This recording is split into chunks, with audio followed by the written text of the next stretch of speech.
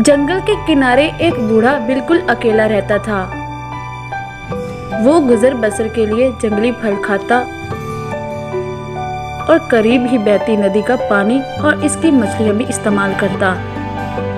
एक दिन बूढ़ा मछली पकड़ने नदी के किनारे गया तो वहां एक अकाब जख्मी हालत में मिला। बूढ़ा मछली छोड़कर जल्दी से जख्मी अकाब को ले आया और इसका इलाज और मदद करता रहा। मरहम पट्टी के बाद बूढ़े ने इसे आराम से घास पर लेटा दिया। कुछ दिन बाद अकाब बिल्कुल ठीक हो गया और इसने उड़ान भरी और ये जा लेकिन कुछ देर बाद बूढ़े के पास आकर बैठ गया और एहसानमंद नजरों से इसे देखने लगा, जैसे वो अपनी जिंदगी बचाने पर बूढ़े का शुक्रिया अदा कर रहा हो।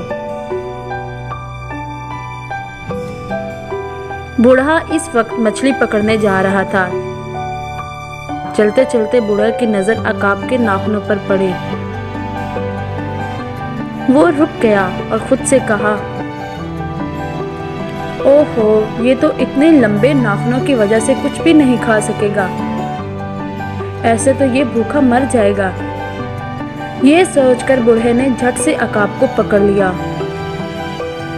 एक बार से अकाब के नाखून पंजों समेत काट लिए और मछली पकड़ने चल पड़ा।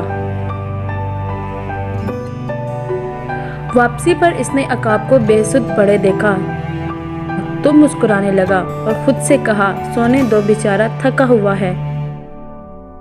फिर बूढ़ा खुद भी सो गया। शाम को जागने पर इसने देखा कि अकाब इसी हालत में पड़ा हुआ है। वो अकाब के पास गया। बूढ़ा तो इसे सोता हुआ समझ ही रहा था, लेकिन अकाब ज्यादा खून बहने की वजह से मर चुका था। बूढ़ा शर्मिंदगी से सर पकड़कर वहीं बैठ गया, लेकिन अब क्या हो सकता था। बूढ़े की नादानी की वजह से एक कीमती परिंदा अपनी जान से हाथ धो बैठा।